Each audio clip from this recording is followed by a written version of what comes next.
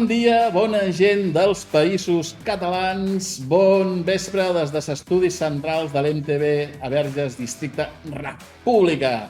Avui no arrenquem pas una gala. Avui fem un recordatori de que aquest dissabte tenim la finalíssima, el final de la gala. Al final de la gala del Festival d'Antevisió de Primavera, que la sang altera.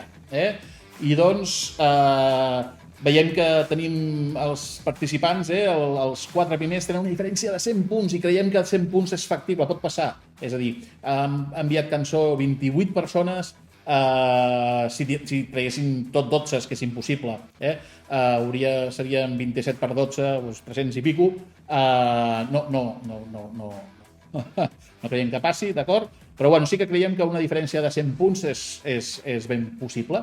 I doncs, què farem? Aviam, un segon que enxufo això, que si no semblo en Magazero. I doncs, veiem que en Johnny Castellà està amb 1.277 punts. Aviam, un segon, ho farem així. En Johnny Castellà té 1.277 punts, a tan sols 12 punts el segueix l'Irene i la Cristina, que ja han sigut Perruca Rosa. Després la segueix l'Ester de Palma, que també ha estat crec que va ser la primera Perruca Rosa d'aquest festival, a 81 punts d'en Johnny. I el segueix l'Hugo Elvira a 90 punts, és a dir, tot pot passar. Veiem que hi ha dos Perruques Roses que podien revalidar i empatar amb la Maribadi, que de moment és l'única participant amb 2 Perruques Roses, o estrenar Perruca Rosa en Johnny o l'Hugo. El següent, que està amb molt més punts de diferència, també podria passar, vés a saber, o sigui, però clar, hauria de punxar molta gent per davant, la Cristina Itifai, que tampoc ha tingut mai Perruca Rosa.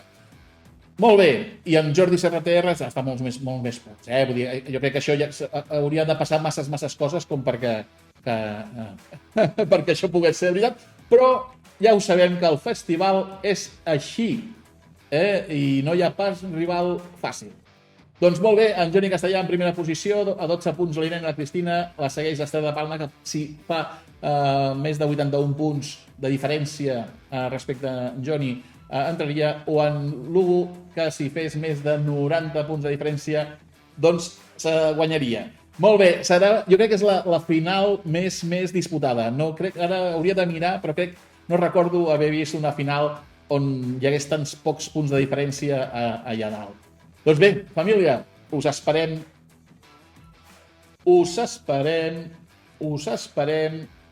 aquest dissabte a veure el desenllaç. Fins després, que la força us acompanyi.